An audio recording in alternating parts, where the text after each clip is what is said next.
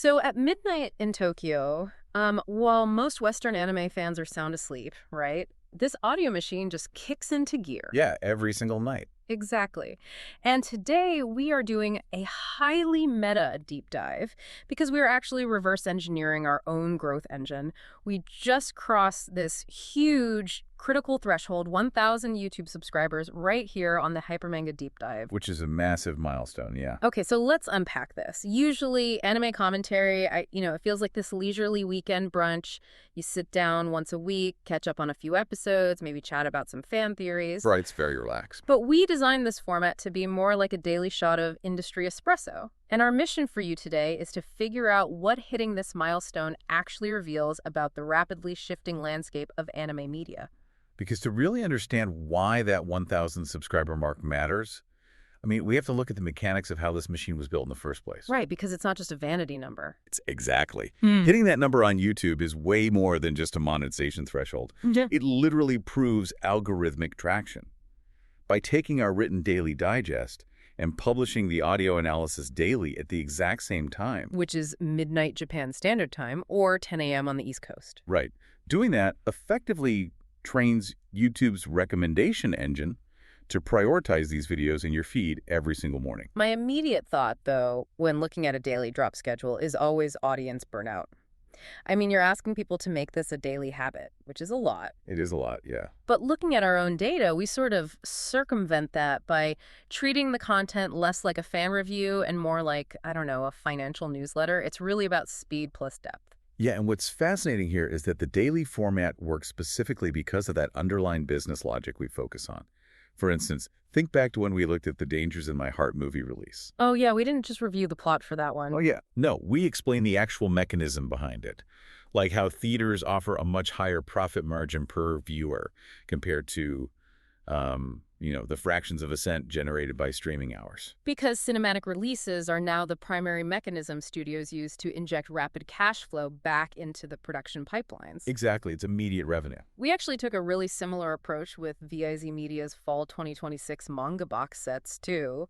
That wasn't just a casual unboxing preview. No, that was cracking adaptation pipelines for manga investors. Right. But then, on the flip side of that, we also broke down the new Rilakkuma anime project, which always makes me wonder, honestly, does covering a cute lifestyle brand alienate the hardcore shonen fans who are primarily here for the action and business metrics? You'd think so, but it actually does the exact opposite. Wait, really? How so? Well, covering brand-driven slice-of-life stuff alongside the heavy hitters, it maps out the entire ecosystem.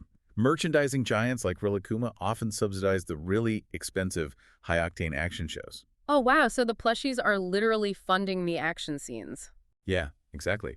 Proving that we can track cross-media franchises and plushie empires just as well as shonen blockbusters, well, it signals to the algorithm and the audience that this is a holistic industry hub.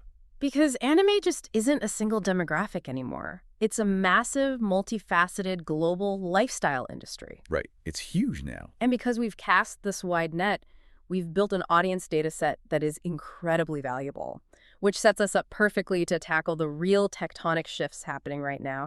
Here's where it gets really interesting. Oh, absolutely. Because now that we've unlocked monetization and proven the concept, the content you can expect to see in the future scales up dramatically. We are moving into full-scale media brand territory here. And if we connect this to the bigger picture, the future really requires tracking macro-level industry wars. Yeah. Take the streaming battle between Netflix and Crunchyroll, for example. Oh, that's a massive one right now. Netflix is buying up exclusive global rights to bypass traditional licensing, right?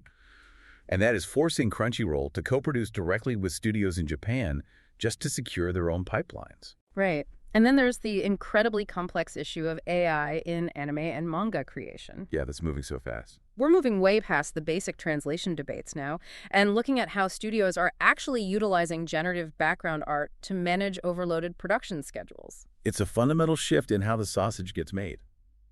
And tracking the technology and legal frameworks for that, it requires a daily cadence because they are updating in real time. Delivering this level of analysis in English while operating on Japan Standard Time, also positions the platform for massive global expansion. Completely. We are perfectly situated to track the U.S. boom alongside the surging markets in Southeast Asia and Europe. Where manga sales are currently just skyrocketing. Yeah, it's unprecedented. And if we successfully expand into Europe and the US with this daily cadence, it completely changes the expectation for media consumption. Yeah. You aren't just waiting around for a monthly magazine or a weekly recap anymore. Right. You are getting professional, daily intelligence tailored strictly to your niche. Which naturally forces a structural change in the industry at large, I think. Definitely.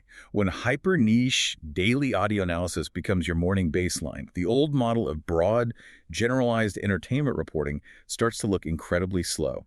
It really does. Which makes you wonder if these daily espresso shots of hyper-focused intelligence become the new standard for how we get our news, will traditional, broad strokes entertainment journalism eventually go entirely extinct? Something to chew on. Thanks for joining us on this deep dive.